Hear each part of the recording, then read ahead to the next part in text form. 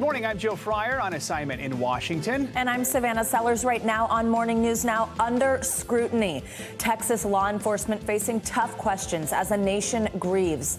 This morning, a demand for answers about what officers were doing during a 1-hour window as a gunman opened fire at an elementary school, killing 19 children and 2 teachers.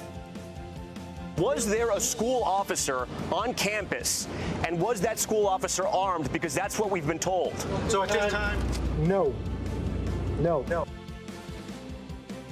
This as the NRA sets the stage for a showdown over gun rights in America. We have team coverage this morning. Bombardment this morning, Russia intensifying its attacks on a key Ukrainian city as Ukraine admits its forces are outmanned and outgunned. We'll bring you the latest on what could be a turning point in the war. The last word this morning, closing arguments are set in the defamation trial between Johnny Depp and Amber Heard. We'll break down the final day of testimony, including Heard's message to her ex-husband, plus what to expect as the high-profile case comes to a close. And inflation staycation. It's the unofficial start of summer, but this Memorial Day could be an expensive one to celebrate. We have some tips to keep the costs down and also how to stay healthy this holiday with COVID cases on the rise.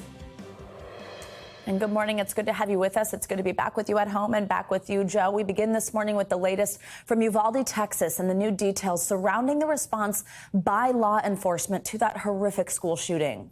Police say they responded to the scene at Robb Elementary School within minutes, but after taking gunfire from the shooter, the officers waited nearly an hour for a tactical unit to arrive before a border tactical team re-engaged the gunman inside the school. The growing confusion over that timeline laid out by law enforcement comes as the Uvalde community deals with another unthinkable loss. They're also preparing for President Biden's arrival on Sunday. NBC News correspondent Sam Brock brings us the very latest. The investigation in Uvalde, Texas, into that mass shooting earlier this week is still ongoing, but it is fair to say at this point that we've received both confusing and confounding, conflicting information from law enforcement here in Texas, both from the investigative side of things and, of course, stunning developments as well for the families who were impacted. Let's start on the investigative side. We do know the gunman crashed his grandmother's truck at 11:28 that morning, didn't make his way into the school until 11:40, so there was that 12-minute gap there. It's notable that the regional director for the Department of Public Safety said that there was no school resource officer present to confront him, which is a complete 180 from what the director of that agency said 24 hours earlier, that there was a courageous confrontation. So that has changed. But perhaps the most dissected issue right now is what happened after that point, after the gunman appears to have walked in through an unlocked door on the side of the building. Officers, local law enforcement, entered at 11:44, but then they retreated, according to officials, because they were under fire from the shooter. An hour went by. It was not until 12:47 that Customs and Border Patrol agents arrived and were able to, quote, neutralize the threat. How did it take an hour to get that together? And according to DPS, there were a number of factors that were at play here. They said that they needed to wait for precision riflemen, special body armor, and negotiators. But if you talk to experts who train schools in how to respond to school shootings, they say that the paradigm has shifted. You don't wait for special tactical help. Basically, since Columbine, that protocol has changed. And now the order is for officers, whether it's 1, 2, 3, 4 or more, to go into the building and confront the gunman before further loss of life. So that was strange. We have also learned heartbreaking news for one of the families. Irma Garcia is a longtime teacher at Robb Elementary, 23 years. She gave her life using her body as a shield to protect her students as bullets were flying. We have now learned that her husband, Joe, her high school sweetheart, they were married for 24 years, has passed away. And according to the family, he came back after laying down flowers at a memorial, sat down in a chair, and just fell over. And chest compressions did not work. He died after that. This family right now grieving, having lost 4 children now, their mother and their father, within the span of several days. That's the latest here in Uvalde. Sam Brock, NBC News. Back to you. Sam, thank you. Just one tragedy on top of another. Now, as word spread about the shooting, concerned parents arrived at the school looking for answers. Some are now raising questions about the police response. Yeah, they say they were denied going into the school themselves while officers stood by outside. Let's bring in NBC News law enforcement analyst Cedric Alexander. He's also a former member of President Obama's task force on 21st century policing. Good morning. Thanks, as always, for joining us. So first, I want to play something from a councilman who defended the response from officers, and we will talk about this on the other side. Let's listen. I left my office. I was here right before 12. So when they're saying that it took them 40 minutes, it wasn't. When I got here, it was before 12. It was like 11:45, 11:48 in the morning. And there was already hundreds. I mean, there was police officers, border patrols. So I knew they were in there. We just had to control the people from going in there. So again, there are these conflicting reports here, not a lot of direct answers yet. One thing that's at issue is this timeline. Obviously, what we just heard there doesn't match up with what we heard from moments ago from Sam. But like we mentioned, we've heard directly from parents who said they wanted to go in themselves, were denied the ability to do so. What's your reaction to that? What's your reaction to the shifting timeline, changing details? Do you believe the officers responded in a swift manner? Well, here's the first thing I think we really have to be concerned about is that from the onset, when you go out as a chief law enforcement officer, in this case, DPS, the state police, leaders of this investigation, Texas Rangers, they have to be as accurate as they can to the public about what occurred. Because what you put out there initially, you will not be able to walk back because people are trusting what you have to say. Your legitimacy is going to be tested, the accountability of the words that come out of your mouth. So what you have here now is a total conflict of what was stated initially, and every day the story seems to change. But in all fairness, in these types of incidents where there are a lot of stress, a lot of officers responding to the scene, from a lot of different agencies who may be on different communication platforms, trying to get to that school, engaging whatever it is that they engage, which none of us are sure of yet. It can be quite conflicting. I've been a former chief. I've been in that situation before in a school shooting in 2013 in DeKalb County, Georgia, and I know the complexity of it. But the issue is here with people in that community who have grave concern about what was the real action of officers. They need a timeline. The state need to come out and be clear with the general public, not piecemeal this, but here's what we know. You have to be honest, you have to be forthright, and people have to have a sense of what you're doing, because you're providing the leadership as law enforcement leaders in this incident, and people need to have a sense of confidence, and that's clearly not the case here, and it's so unfortunate.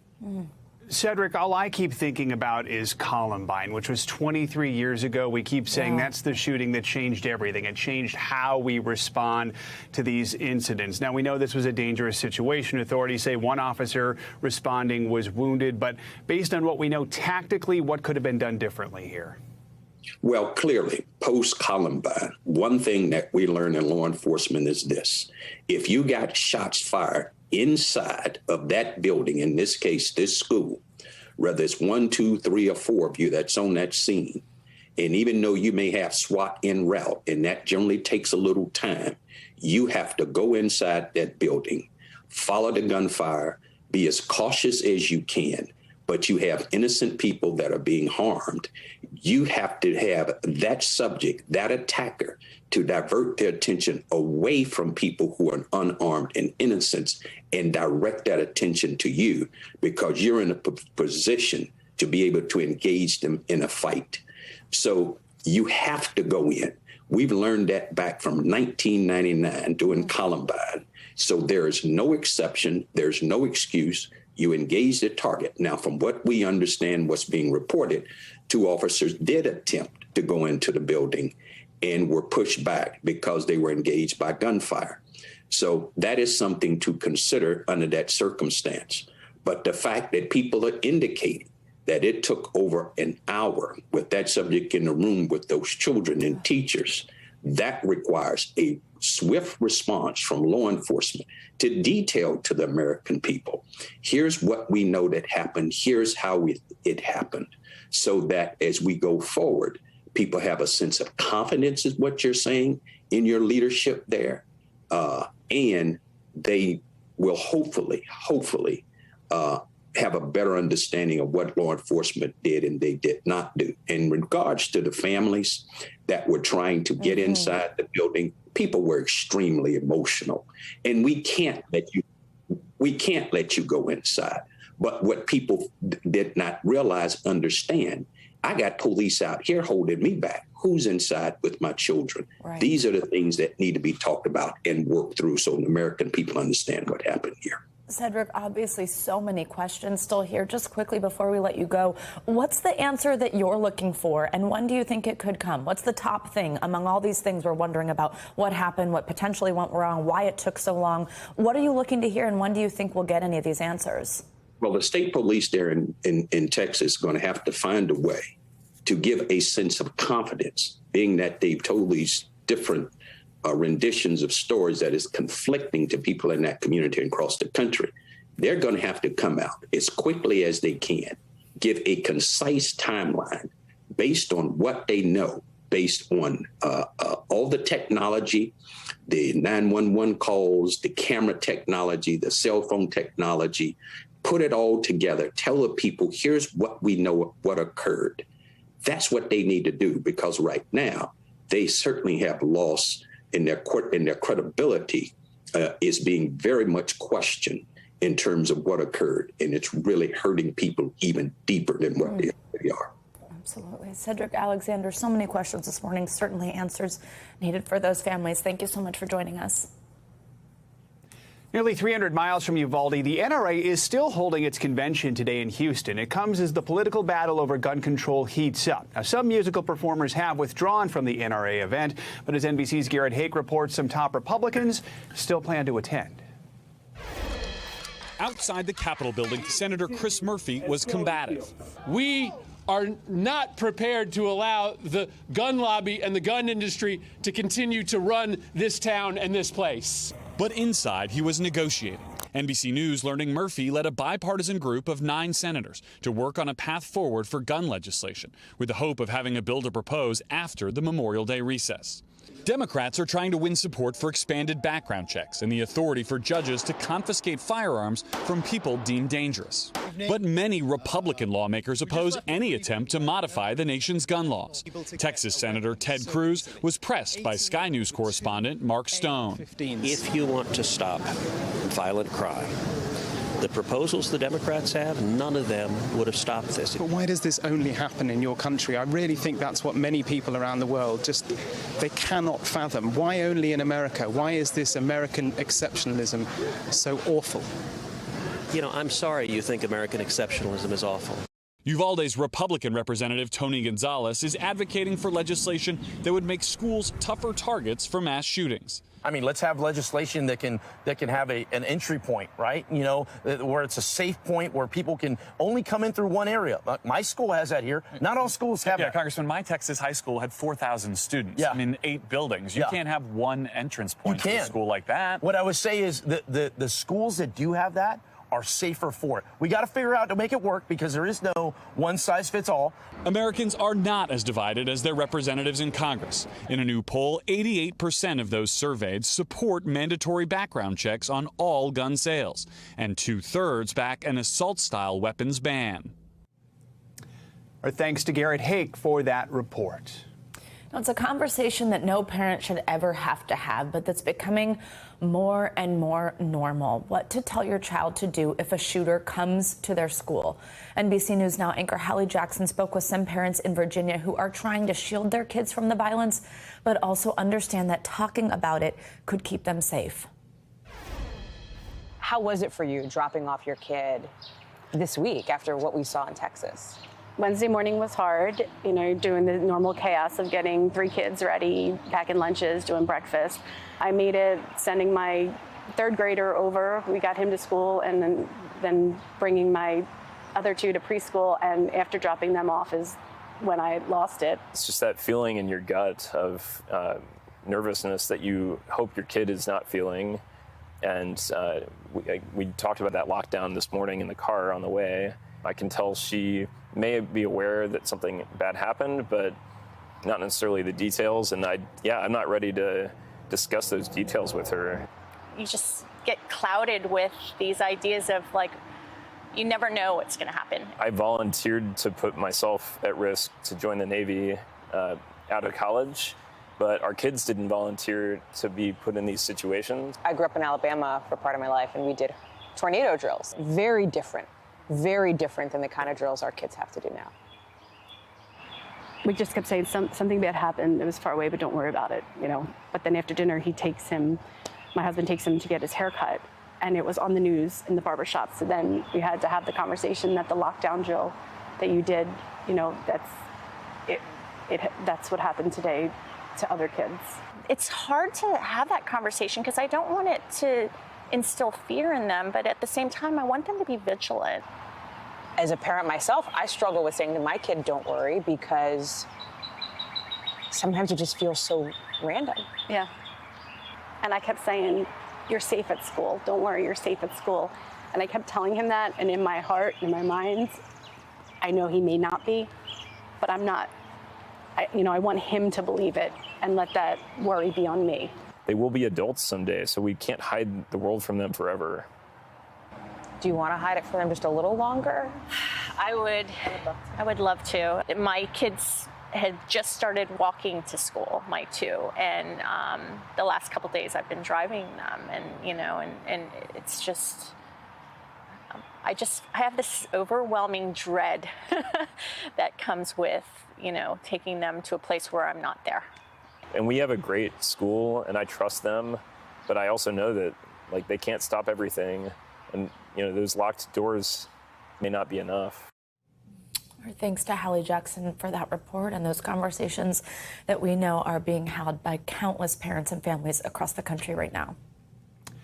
Meghan Markle, the Duchess of Sussex, made a surprise visit to Uvalde yesterday to honor the victims at Robb Elementary. The Duchess visited the makeshift memorial site and laid down white flowers while she paid her respects. She also stopped by a nearby community center to donate food. Meghan's spokesperson told NBC News she took the trip, quote, in a personal capacity as a mother.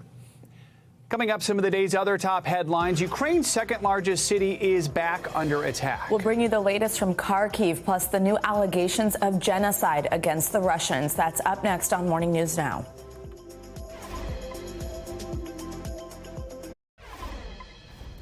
Ukraine's President Zelensky is accusing Russia of committing genocide in the Donbass as forces continue to pummel towns across the eastern part of the country. The Ukrainian military official says Russia has the upper hand in Luhansk, while its governor says only 5% of the region remains under Ukrainian control. In Kharkiv, officials say 9 people have died after Russian forces shelled the city on Thursday. It's the first time in 2 weeks that Ukraine's second largest city has come under attack, just as life there was starting to return to normal. NBC News correspondent Aaron McLaughlin joins us now from Kyiv. Aaron, let's start with the situation in the Donbass. It's looking like the region of Luhansk is getting ever closer to falling under total Russian control. What's the latest there? Hey, Joe. Well, the region of Luhansk is getting absolutely pummeled, according to a senior Ukrainian official I've been speaking with. He said that Russia is bombarding the cities of Severodonetsk and Lysychansk with the full weight of the Russian military. We were speaking to an aid worker, a Ukrainian civilian who lives in Severodonetsk, and he was describing just an all-out assault on the city by Russian forces. He said that the city was getting shelled seemingly from all directions. They had tried to evacuate the remaining civilians from the city of 100,000. He said that there are 10,000 civilians still there, although because of the intense bombardment, the instructions now to the local population is to go to ground to shelter. He decided, though, that it was in his best interest, given the dire humanitarian situation, the lack of basic services, there's no electricity, no water. He decided to make a run for it. He didn't have a car, so he took his road bike and cycled out of the city on the only road that was still under bombardment, though, by Russian forces. Take a listen. didn't know that the road was under constant shelling because we did not have a phone signal since 2 weeks before. The bridge between Severodonetsk and Lysychansk was damaged, but it was still possible to cross it by bicycle. I crossed over, and then later the same day, the bridge was totally destroyed. Now, if Russia succeeds in taking those twin cities, it'll essentially have occupied the whole of the Luhansk region. And according to officials, the concern there is that they'll be able to then push further and further into the neighboring Donetsk Oblast, giving them that advantage in the overall battle for Donbass. Joe. Aaron, we know Ukrainian officials are pleading for more heavy weapons to help with the fighting. What exactly are they looking for here? Yeah, well, that senior Ukrainian official that I've been speaking to says that they are extremely concerned about the overall situation. Yes, the United States has openly come out and said that they're going to do everything possible to help Ukraine secure that victory. But the weapons that have been provided so far are falling short. For example, this official says currently in Ukraine is 85 U.S. provided howitzers. Ukrainians have been asking for hundreds of howitzers. Ukrainians asking for MLRS weaponry. That's still on the table, although the United States has not agreed to provide those weapons. And Ukrainian officials say this is an artillery war at this point. The side that is going to win this war is the side that has the best weapons, the weapons that could fire the farthest, the weapons that can move the fastest. And Ukrainian officials are saying right now they are outmanned and outgunned by the Russian side of things, Joe. Aaron McLaughlin in Kyiv. Aaron, thank you so much. Let's now bring in Juan Zarate. He's an NBC News senior national security analyst and the former deputy national security advisor to President George W. Bush. Juan, as always, thanks for being with us. So I want to pick up on this Ukrainian push for more advanced weapons. So a report by CNN says the Biden administration is preparing to approve long-range rocket systems for Ukraine. That's according to multiple officials. Now, Moscow has warned that Western deliveries of weapons that specifically could reach Russia would be, quote, an unacceptable escalation. So should the U.S. be concerned that these weapons could be used to strike within Russia? What do you think about that? Well, I think Ukraine is trying to adapt to the environment. You've seen with the map that the Russians are taking more and more territory in the east, certainly creating a land bridge into the south, into Crimea. And so the reality is the Ukrainians need missiles and rockets that can reach beyond 100 kilometers. The artillery that they have can't reach there. No artillery can. And so they've got to do battle with Russian units that are far from the point of contact. And so that's why they're asking for these multiple launch rocket systems that can hit Russian troops in positions well beyond where artillery can. They are getting outgunned and outmanned by the Russians, who are using missiles, using their aircraft, obviously using artillery to bombard cities and their positions. And so that's why you see the Ukrainians asking for these long-range systems that allow them to hit. Certainly, this could mean that they could hit into Russia in certain positions, but it's not clear that that's their intent. And certainly, Ukraine is trying to adapt to the shifting battle space. Right. I also want to ask you about yesterday's attack on Kharkiv. Life there had kind of just started returning to somewhat of a sense of normal after Russian forces were pushed back. Do you think, though, that was them Russians sending a signal that it hasn't given up the fight in that area and that it's not just solely focused on the Donbass? What do you make of that attack? Well, psychologically, it's damaging because you have a sense of normalcy returning to Kharkiv, Ukraine's second largest city. And suddenly you have this attack right in the downtown, hitting subway stops that had just opened. And so, yeah, psychologically, it's a big reminder that the Russians are not gone and they are still fighting. It also allows the Russians to bog down Ukrainian troops as Russia continues to push hard to control the Donbass and Luhansk regions in the east. And so it's a tactical maneuver to occupy Ukrainian forces, but also to affect the Ukrainian mindset. Absolutely. Juan, as always, thank you for your time and your expertise this morning. Thank you. Let's get a check on your morning news now weather. Which means it's time for Michelle Grossman to join us. Hey, Michelle.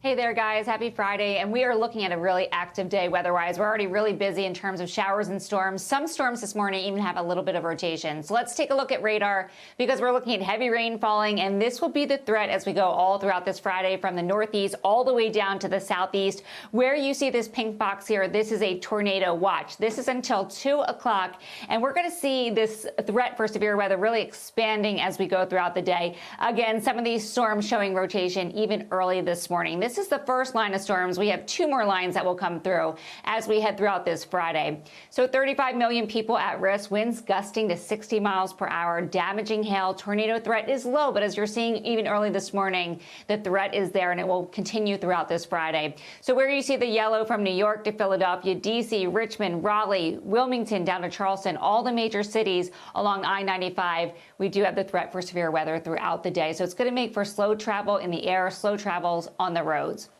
Big concern, once again, we've seen this since Monday, really. This is a slow-moving system. It has a lot of moisture with it. It's pulling moisture from the Gulf. So we're seeing heavy rain as well. So flash flooding is a concern. We're going to see ponding on the roadways.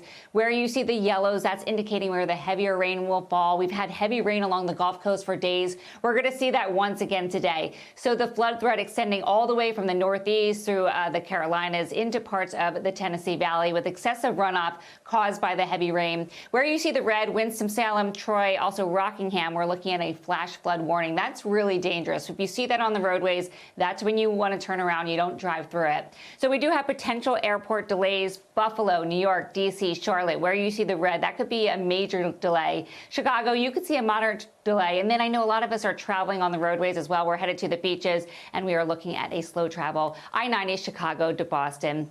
So, guys, we're going to continue to track this for you. It looks like we're going to improve as we head throughout the weekend, so we'll look at that in the next hour. All right. Thanks, Michelle. And coming up on Morning News Now, expensive holiday. Millions of Americans getting ready for the long Memorial Day weekend. But this year's barbecue and beer could cost a lot more than years past. We'll share some tips to help you save some money.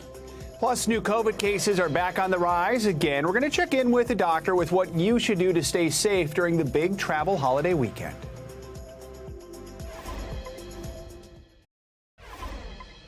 It's the start of the Memorial Day weekend, and while many of us would love to embrace our inner wanderlust, rising COVID cases and high gas prices could put the brakes on those plans before they even kick into first gear. So we're joined now by travel expert Mark Elwood to help us prepare for the big holiday weekend. Mark, good to have you with us. So on one hand, you've got high COVID cases, high gas prices. On the other hand, a very strong desire to get out, get away, and have fun.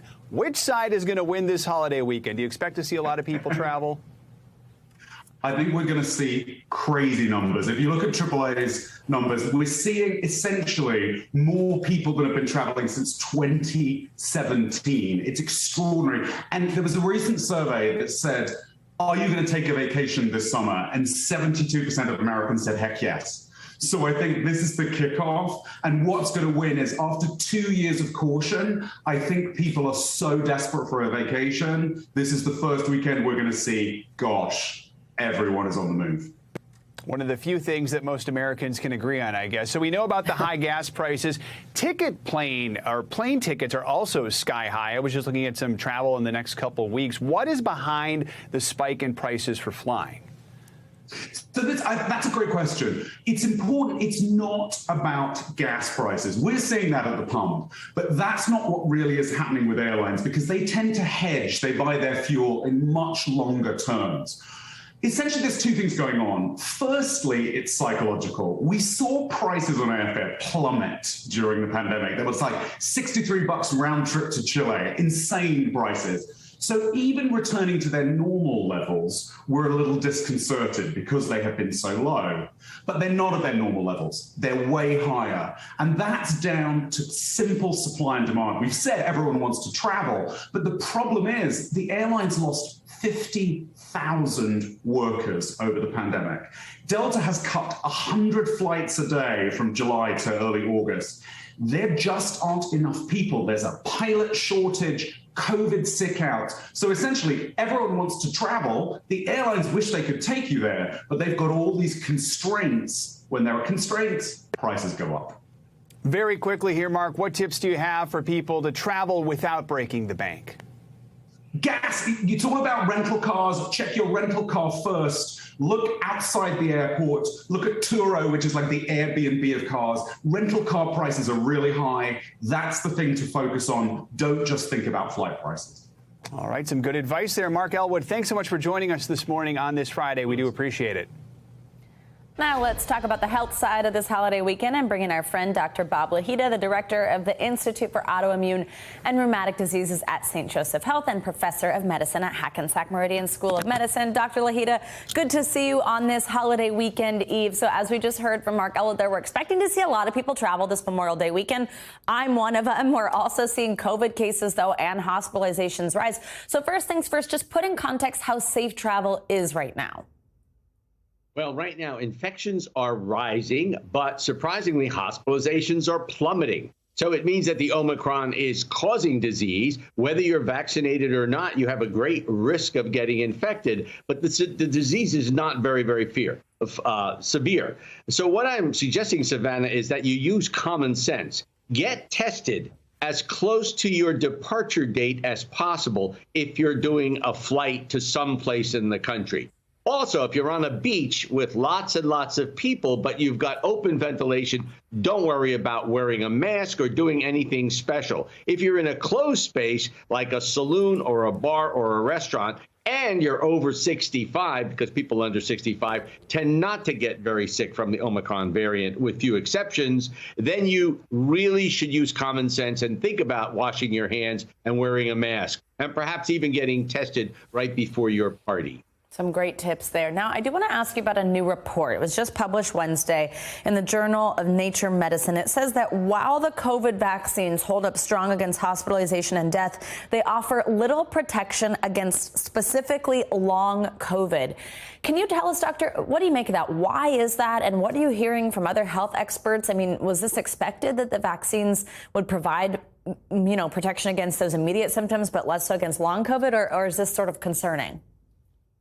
It is a bit concerning. About 1 in 5 people who get COVID are going to have persistent symptoms. In fact, just this last evening, I was at an event, a party, indoor party. People were not wearing masks, and 2 or 3 of the people came up to me and told me about long COVID, consistent, persistent cough, perhaps even brain fog, inability to balance the checkbook or remember where you're going half of the day. So these can be very, very problematic for a lot of people. Again, 20% of individuals. And if you're over 65, this can be a major, major problem in your life. It eventually goes away with few exceptions. But I have patients who have complained that they have long COVID over 3 to 4 to even 6 months out after vaccination and infection. It's just so concerning, and you feel for those people, so many people whose taste and smell things like that, the symptoms just linger, and we are continuing to learn more about this virus. Dr. Bob Lahita, as always, thank you so much, and enjoy the holiday weekend. Coming up, closing arguments set to begin in the defamation trial between Johnny Depp and Amber Heard. We'll bring you highlights from the final day of testimony, plus what to expect from both sides today. That's next on Morning News Now. Welcome back. After 6 weeks of explosive testimony, closing arguments are set to begin this morning in the Johnny Depp and Amber Heard defamation trial. Depp is seeking $50 million, arguing his career was harmed by an op-ed Heard wrote in 2018 in which she claimed to be a victim of domestic abuse. She is countersuing for $100 million. NBC News correspondent Steve Patterson is outside the courthouse in Fairfax, Virginia. He joins us now. He's been following this one for us. Hey, Steve, good to see you. So Amber Heard got one last chance to make her case on the stand yesterday. What did we hear in this final day of testimony? Yeah, of course, we're going to hear from Heard's team today in closing statements, kind of encapsulating their entire argument to the judge and the jury. But it's almost like we got 2 closing arguments because of Amber Heard yesterday and her almost emotional appeal to that 7-member jury, playing on the humanity from Amber Heard. Obviously, the jury's going to decide what they will based on the facts of the case, based on the testimony they've heard, based on whose story they believe. But nobody can deny sort of what Amber Heard has been through, at least in these last 6 weeks or so. And I think Heard was playing on that, playing on the fact that she's been so maligned in the press, so maligned online, so maligned by punditry, to be honest with you, playing on that fact and try to emotionally appeal to that jury. Here's a part of what she said in her statement yesterday. Listen to this. This is horrible. This is painful. And this is humiliating for any human being to go through. The threats he's made to humiliate me globally are being lived out in real time in front of you, ladies and gentlemen, for the past 6 weeks and for the whole world since her camera's here. Heard saying she's been getting death threats, saying that even her child has been the target of those threats. And obviously, you know, with the trial going on, with how popularized it's been, with how much a part of pop culture it's turned into, you know, obviously she's been going through a lot in the last 6 weeks. Yeah, Savannah. It's so true, Steve. I mean, just so much going on online, obviously getting so much attention. But I mean, ultimately, it will just be decided by this jury of 7. What are you expecting to hear today? What do we think about where the jury's head is at? What do you think is to come? Well, I mean, hard to predict, obviously, what's going through each mind and member of that 7-member jury. But, you know, obviously, I think from closing statements, we're going to hear the encapsulation on both sides of the argument. You know, with Heard's side, more of basically what she said in that emotional appeal, but encapsulating, again, the facts of the case. Their team always maintaining that it was the drugs, the alcohol that fueled Johnny Depp into these bouts of rages that led to these key fights from the beginning of the relationship to the middle of their marriage to the bitter divorce that is now public for everybody to hear. Johnny Depp, meanwhile, still has to prove essentially the facts of the case, you know, why we're all here. It's that 2018 op-ed. He has to prove that Amber Heard not only was trying to defame Johnny Depp in writing that op-ed, but also that she was using actual malice, that she, you know, was lying about it, that she knew that she was lying about it, and that she did it essentially to destroy Depp's reputation and career. So expect to hear a little bit more about the ripple effect that Depp alleges has had on his career, on his family, and all of that. You know, we expect to be concise, we expect to be direct, and to play again off the emotions, not only of the jury, but of the public. Savannah? And Steve, what's the scene like outside the courthouse? You know, it's wild. I've never actually seen, I've been covering this case for 6 weeks. I've never seen it this up close. People in costume. There was a line. I don't know, I think we have another camera that may be close to it, but there's a line that stretches almost the entirety of the courthouse. It's my understanding that people start milling about sometime around like 1 o'clock in the morning. They don't let people in until relatively close to the court time, but people are just vying for those 100 spots to get inside court. Obviously, a lot of Johnny Depp fans, they cheer for him when he's here. They boo Amber Heard. But it's just wild to see this level of celebrity interest in Fairfax, Virginia. Quite a sight. Savannah. Absolutely. All right, Steve Patterson, thank you so much. Let's now bring in entertainment attorney Mitra Ohurian for more analysis on this case. Mitra, good morning. Thanks for being with us. So let's talk about these closing arguments. What do you expect the big message to be from each side today? Well, of course, in the weeds of all the abuse, it's easy to forget sometimes that this is a defamation case. And for a defamation case, what you have to establish is that somebody made a statement about you that caused harm, that was not true, that damaged your reputation. But for celebrities, they have to go one step beyond that and show that it was malicious, that the person saying the statement knew that it was not true and said it anyway, or had a reckless disregard. So we had the jury instructions kind of hammered out yesterday after court without the jury present, just between the attorneys. And so the juries are going to be instructed and reminded what this legal standard is. So in closing arguments, there's really going to be a lean into the evidence that we've seen so far on both sides and how that actually matters in terms of the law. Now, truth is an absolute defense to defamation.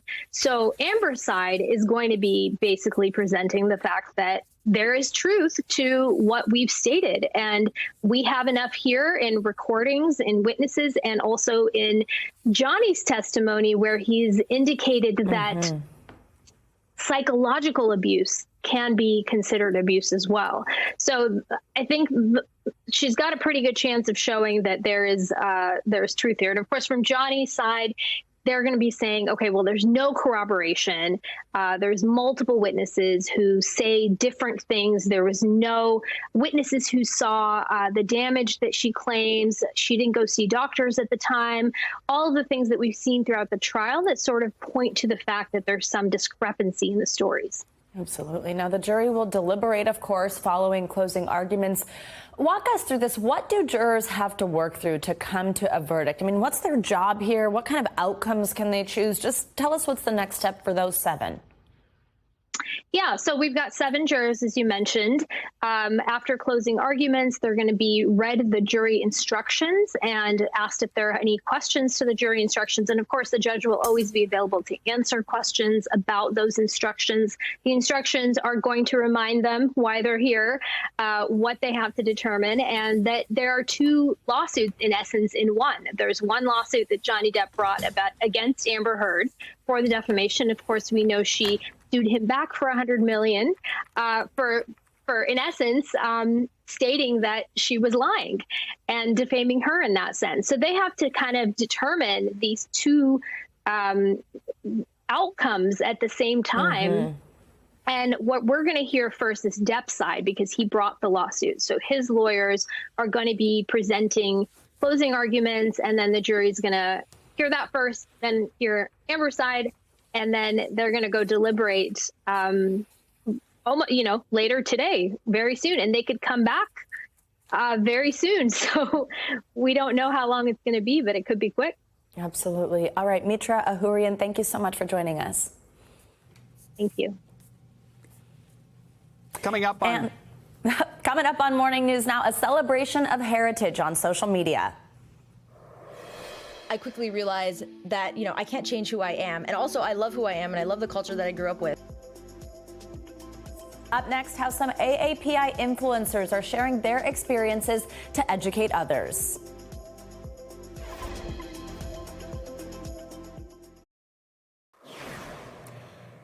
Earlier this week, our very own Savannah Sellers was in Los Angeles to receive a Gracie Award, which recognizes media created by women, for women, and about women. Savannah was one of the Digital Media National honorees and was recognized for her work as a correspondent and anchor. Other women honored include Melissa McCarthy, Kelly Clarkson, and Elle Fanning, so she's in good company. Our Today Show friends Hoda Kotb and Savannah Guthrie were among the NBC winners. The gala ceremony took place in person at the Beverly Wilshire Hotel on Tuesday. Huge congrats to you, Savannah, and all of the other honorees. What a fantastic evening. Oh, thank you. Yeah, it was such a fun evening. The thing that's actually really funny is what I won for. Oh, there you could see my award with my dinner in the background. That's appetizing, but it actually said on there, it was something like digital correspondent, host, or actress, and it says that on there. So my family is getting a kick out of my Best Actress award now. Maybe. I don't get. It's like an Oscar, basically. Yeah. It's the G and E got for Gracie. No. All right. Thank you so much, Joe. That's very nice.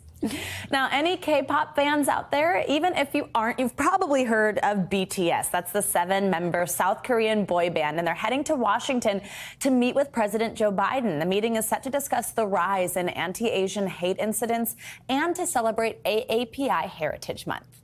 NBC News Now anchor Joshua Johnson spoke with 3 AAPI influencers about their journey to balance their Asian heritage and American identity. I remember thinking, I never want to wear these clothes. I never want to be outside, anywhere outside of my home, wearing these Indian clothes because they made me feel ashamed and they made me feel like I wasn't beautiful or I was too different. I immigrated from India, specifically South India, to California when I was 11 years old. And of course, it was very jarring and it was a huge culture shock. And I remember one day I did wear something Indian to school and a lot of kids made fun of me. I stopped wearing what I love to wear and I stopped wearing my bindi. From the day that I was born, I believe my mom put a bindi on my forehead. I didn't realize that it was something that people would mock or make fun of. I felt so embarrassed about wearing it. I took it off halfway through school and I remember never putting it back on. So growing up in Washington as a Chinese American, I really wanted to fit in with kind of like the white culture, but also didn't know how to merge my culture into it. Like bringing dumplings. My mom would make dumplings, I would bring them to school, and I would always get comments like, oh, what are you eating? Like, that is so gross. Or like, oh, what, Lily's bringing seaweed again. So I grew up here in Hawaii on Oahu, and I am half white. My dad is from Michigan, and then my mom is Filipino, Japanese, and Korean. And Hawaii is predominantly Asian. It wasn't until I moved to Utah to go to college that I realized, like, oh my goodness, like, I am not like the rest of this country that I am living in. The first time that I experienced racism, which was when I was like dating this guy, and I've talked about this on TikTok before. I brought up being Korean. I was like, da-da-da-da, like, I'm Korean. And then he was like, wait, you're Korean? And I was like, yeah. And then he was like, oh, I thought you were full white. And I was like, no, I'm half Asian. And he was like, oh. And then he canceled the jet ski trip.